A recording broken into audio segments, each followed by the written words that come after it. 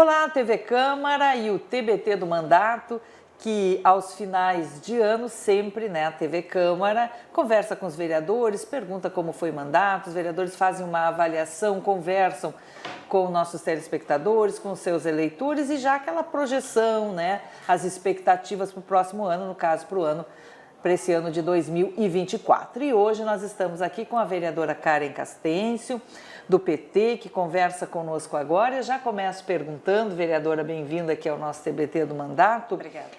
A sua avaliação desse ano de 2023. Foi um ano, acredito que especialmente diferente para vocês, com um governo mais alinhado em nível federal, muitos projetos, essa parte da fiscalização que perpassa pela oposição na Câmara, enfim, que análise geral a senhora faz, depois a gente vai destrinchando alguns projetos. Bem-vinda. Muito obrigada. Agradeço esse convite, esse espaço que a gente tem de poder falar um pouco para a população, que nos colocou aqui sobre as ações enfim, e trabalho que a gente vem desenvolvendo ao longo desses quase 4 anos, Estamos já findando uma gestão. Mas o ano de 2023 foi um ano muito gratificante, em virtude da gente, através do projeto, como eu sou vereadora do PT, do Partido dos Trabalhadores, esse ano teve, então, a nossa posse do nosso presidente Luiz Inácio Lula da Silva, que está no seu primeiro ano de mandato como presidente da República, e isso para nós é muito gratificante, Traz de volta um projeto do Partido dos Trabalhadores, de trabalhar em prol da população, e isso tem acontecido, ele tem atendido muito as pessoas na questão da política, do desenvolvimento social do país.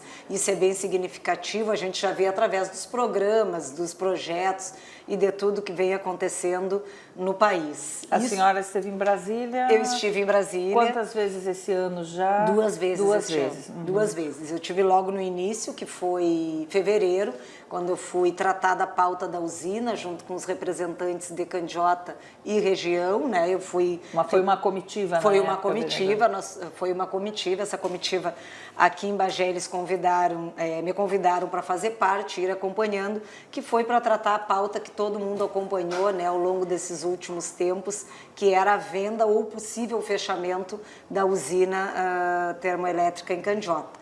E isso foi um pânico para nós na ocasião, Eu acompanhei todos os trabalhos com a comitiva, participamos de várias reuniões, várias audiências públicas, muitos servidores que residem aqui em Bagé, vieram até a Câmara de Vereadores, procuraram alguns vereadores, eu fui uma das vereadoras que fiz esse atendimento aos trabalhadores da usina, porque a nossa preocupação é como um todo, Não é só com a questão da usina, mas com a questão social, o que poderia acarretar, se fosse fechada a usina, num possível desemprego desses trabalhadores, o que isso iria gerar para a cidade de Candiota, Bagé e região.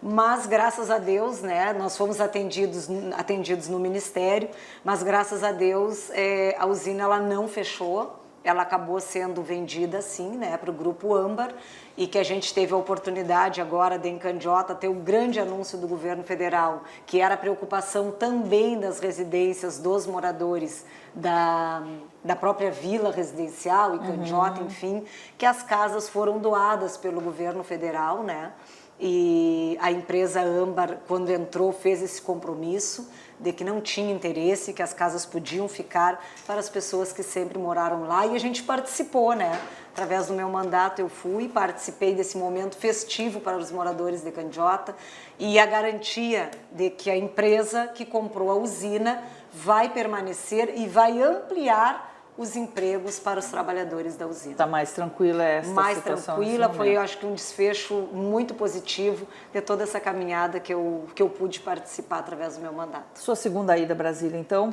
perpassa por as questões climáticas também? Pelas questões climáticas, lá a gente teve momentos que foram tristes para nós, porque a gente não gostaria de passar, que foi a questão da seca, que a gente enfrenta esse problema da seca há muitos anos. E esse ano, Com o governo federal, a gente teve aí um olhar diferenciado que nos alcançou, porque foi muito grande a questão climática, né? O período da seca, ele teve até morte de animais, né, na região, que o pessoal perdeu nos campos. A lavoura também, muitos perderam suas plantações em virtude da seca, né? E isso afeta a vida das pessoas, dos moradores, né, da zona rural, dos moradores, das famílias do campo. E através do governo federal a gente foi na Defesa Civil, foi no governo federal procurando todos os ministérios possíveis através da Conab, enfim, para que a gente pudesse ter aqui um amparo, né, uma mão do governo federal no que poderia nos assistir essa população aqui, Bagé, que também estava sofrendo com a seca. Então foram destinadas aí, né, o governo municipal apresentou o decreto de emergência, né, de calamidade pública, e foi então através do governo federal que algumas ações foram tomadas, como cestas básicas, enfim, que depois deu toda uma polêmica. Agora há pouco a gente se envolveu com a fiscalização, que isso é uma obrigação, né, é uma das atribuições do vereador, que é fiscalizar tudo aquilo que tem no nosso município, e a gente teve uma polêmica, enfim, ocasionando e vindo dessa questão das cestas básicas, que eram 10.800 que foram mandadas pelo governo federal em agosto, foram compradas aqui no município. Essa situação conseguiu ficar esclarecida no seu ponto de vista, porque teve umas sessões especiais aqui na Câmara, essa discussão, a senhora acha que isso está meio resolvido? Como é que isso fica na cabeça da população? Um lado diz uma coisa, outro lado diz outra. Isso acaba, no seu ponto de vista, contribuindo, complicando?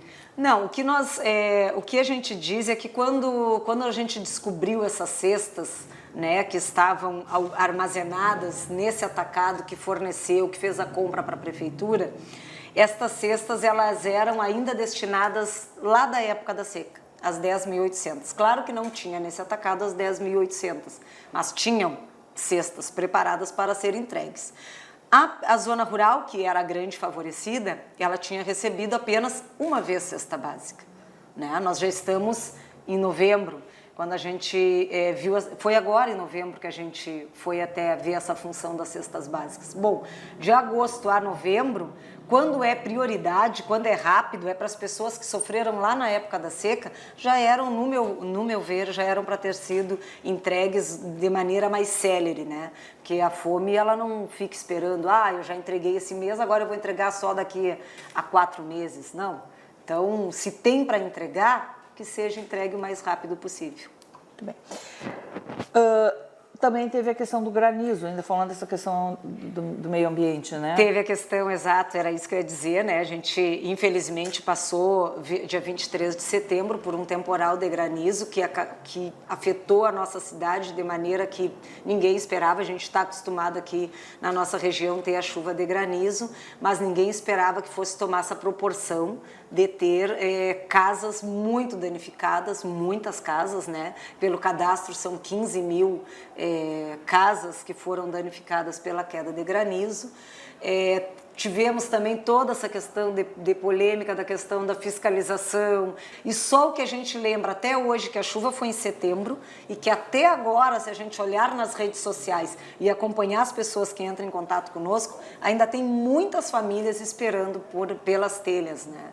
Então isso nos preocupa, nos entristece, porque a gente sabe que a cada chuva que vem, mesmo que ela seja mínima, as pessoas, as lonas já voaram, já ressecaram, né? Porque a gente já está em novembro, é muito tempo as casas com lona e acaba danificando móveis, né? E a ajuda do governo federal nesse socorro? Veio a ajuda do governo federal mais uma vez, né? Mas foi assim suficiente? Prontamente veio a ajuda do governo federal, vieram os técnicos da Defesa Civil que alegam que não era todo esse montante de casas que tinham sido danificadas, mas o plano que o governo municipal apresentou não dariam conta daquilo que veio agora no primeiro momento, né, de cestas básicas, enfim, de telhas, né, para suprir a necessidade da população, mas sempre foi dito, se o que veio não é suficiente, através de um novo, não é nem um novo projeto, através de comprovações que tu precise mais, o governo federal vai fazer o suplemento. vai fazer a complementação para que possa, enfim, todas as pessoas receberem suas telhas e, de uma certa forma, ajudar o governo municipal. Educação, que é uma bandeira sua aqui na Câmara, né? Educação e, como um todo, né, os servidores municipais que são meus colegas, a gente continua aí, sim, na defesa de todos os trabalhadores da Prefeitura Municipal, de todos os servidores que continuam, mais uma vez, sem os seus reajustes devidos. O piso nacional dos professores, ele desde 2020 não é pago, a gente não tem aí, desde então, nenhuma sinalização de que a gente vá receber esses, né, como já ganhamos na Justiça, de quando e como vai ser feito esse pagamento aos professores. Nós gostaríamos sim de estar dando essa notícia de que vai ser anunciado ou foi anunciado ou que tem aqui um projeto de reajuste aos servidores e ao pagamento do piso dos professores, mas a gente não tem, né, a gente está terminando mais um ano e não tem nenhum vislumbre de que isso irá acontecer, mas as minhas expectativas, Lara, são sempre as melhores. Eu sempre acredito que eu tenho essa esperança, né, esse lado positivo de que poderá, bom, não foi até agora, quem sabe o mês que vem, quem sabe na semana que vem, chegue aí um projeto tão sonhado de reajuste que dê conta de tirar um pouco do sufoco os trabalhadores que fazem grande diferença no nosso município. Ainda na educação, através da chuva de granizo, a gente também foi fiscalizar uma escola, aliás, não foi só uma, né? Foi mais de uma escola que teve sim a sua escola afetada pela chuva de granizo, o telhado da escola todo quebrado. A gente sabe que a prefeitura disse que era por licitação, porque a telha era uma telha diferenciada, mas não tinha nenhuma lona, né, em cima, nessa escola que a gente foi visitar e que estava muito danificada. E que há mais de mês já ocorreu, repito, a chuva de granizo.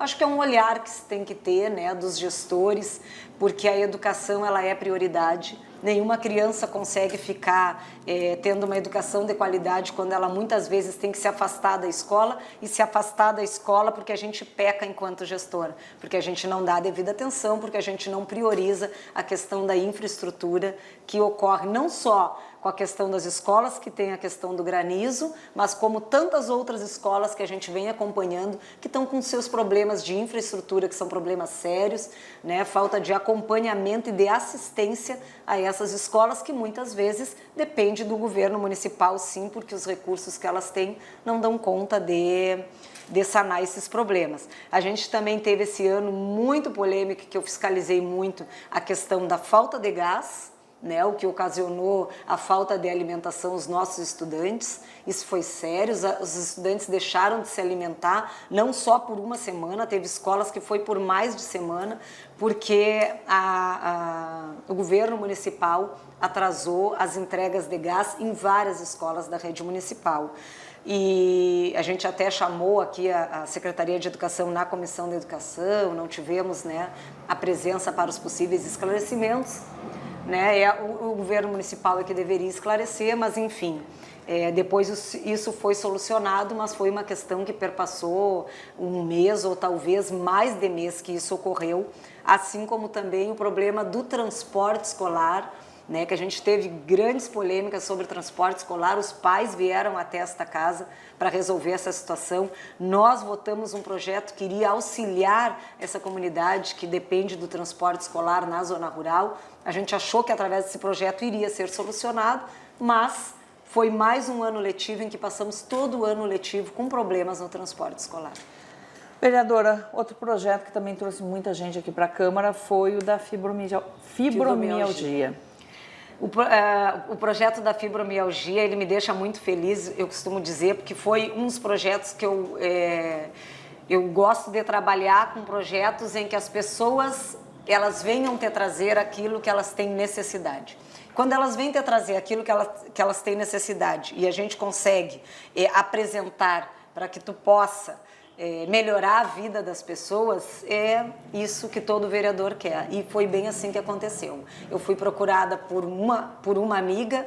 Desta amiga, a gente já eram 2 pessoas, depois 3, 4, 5, 6 reunidas no gabinete, a cada semana que a gente reunia para tratar dessa doença né, que é tão específica e que tem sido tão comum nos últimos tempos, né, tantas pessoas que vêm sendo diagnosticadas com fibromialgia e vem crescendo, a gente está, né, tendo aí a lei nacional, e uma lei estadual também apresentada pelo deputado Luiz Fernando Mainardi, que vai ajudar essas pessoas com fibromialgia, mas eu fico muito feliz, né, de ser uma das pioneiras, junto com o vereador Kleber e a vereadora Bia, de ter apresentado esse projeto aqui no nosso município e ter dado certo, ter sido aprovado e hoje é lei. Vereadora, para finalizar, expectativas para o ano de 2024, a senhora tem intenção de colocar seu nome à disposição para seguir aqui como vereadora, é pré-candidata?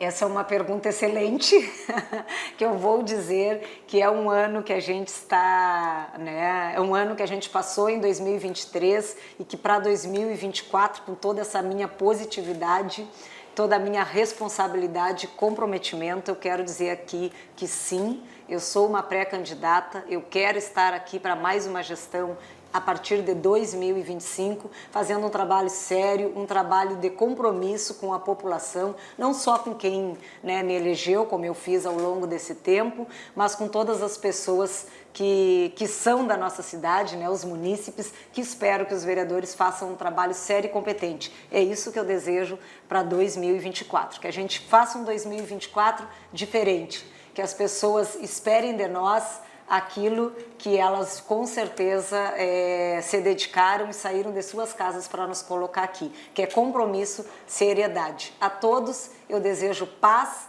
esperança e um futuro melhor. Vereadora, muito obrigada, viu? Um feliz 2024 para a senhora e sucesso sempre no seu mandato. Muito obrigada.